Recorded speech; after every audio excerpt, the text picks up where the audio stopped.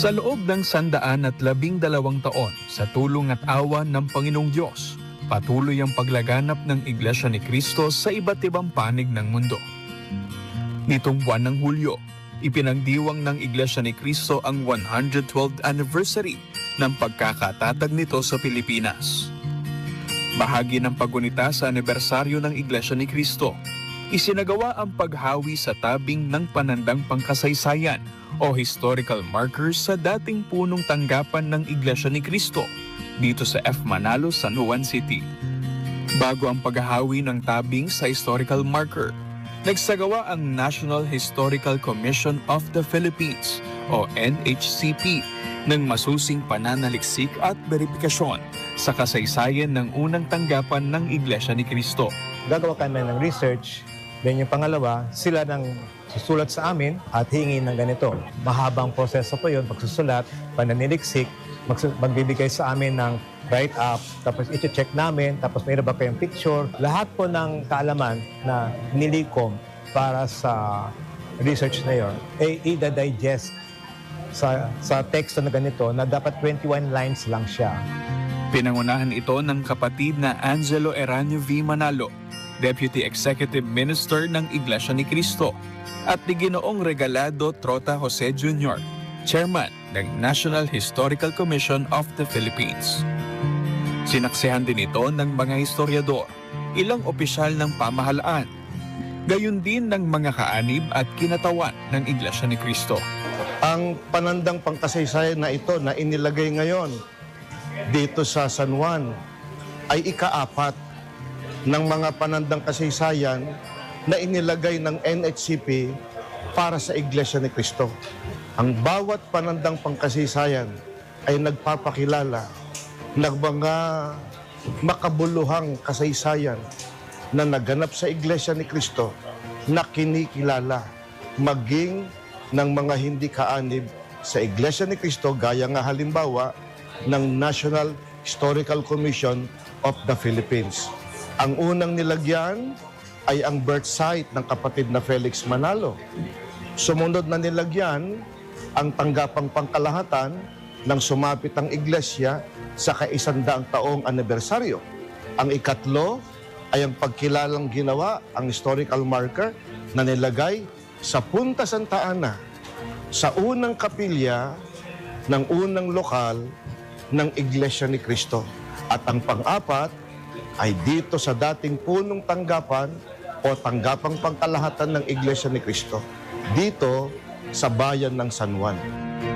Ayon sa mga historiador, ang aktibidad na ito na bahagi ng selebrasyon ng ika-112 anibersaryo ng Iglesia ay nagpapatunay ng patuloy na paglago ng Iglesia ni Cristo sa loob ng maraming taon. Makasaysayan ng araw na ito sapagkat ang paghahawi ng tabing para sa isang panandang pangkasaysayan na ibinigay ng Pambansang Komisyong Pangkasaysayan ng Pilipinas ay hindi basta-basta isang pangyayari. No? Piling-pili ang mga lugar na nilalagyan ng mga pananda na ito.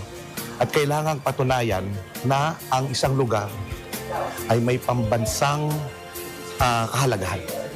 At yun yung pinapatunayan ng pangyayaring ito ngayong araw na ito. Sapagkat sinasabi natin na ang pook na ito, ang dating tahanan at ang dating tanggapan ng tagapamahalang pangkalahatan ng Iglesia ni Cristo, kapatid na Felix Manalo. At gayon din, ilang taon sa kapatid na RD ay nagsasabi na ang lugar na ito ay hindi lamang mahalaga sa kasaysayan ng Iglesia, kundi dahil ang Iglesia ay nagkaroon ng kontribusyon sa kultura at lipunang Pilipino, na ito'y mahalaga din sa ating bansa. Ito nga ay kombinasyon ng dating tanggapan at saka residence din, ano? Ni Ka Felix hanggang sa kanya sa huling araw ng kanyang buhay. Tapos nakapunta din ako syempre doon sa Central, no? Sa Central Complex. So ako, I can't help but compare yung dalawa, no? Compare ito and makikita mo yung tremendous growth, no?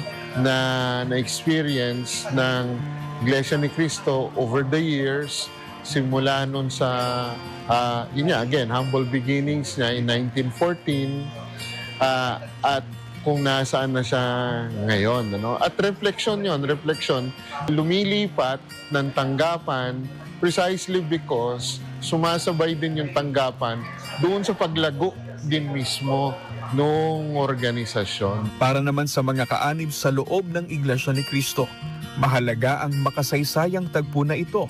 Ito ay kahayagan ng patuloy na pagtupad ng Panginoong Diyos sa kanyang pangako sa sugo niya sa mga huling araw, ang kapatid na Felix Y. Manalo, na ang iglesyang ito ay kanyang palalakasin, tutulungan at aalalayan. Ito ay sinisikap talaga at napakalaki ng pagpapahalaga ng pamamahala ng iglesia, ang kapatid na Eduardo V. Manalo, na maingatan ang kasaysayan ng iglesia. Ang mga panandang pangkasaysayan ay nagiging kasangkapan para ipakilala ang mga natupad na hula ng Diyos sa Iglesia ni Cristo.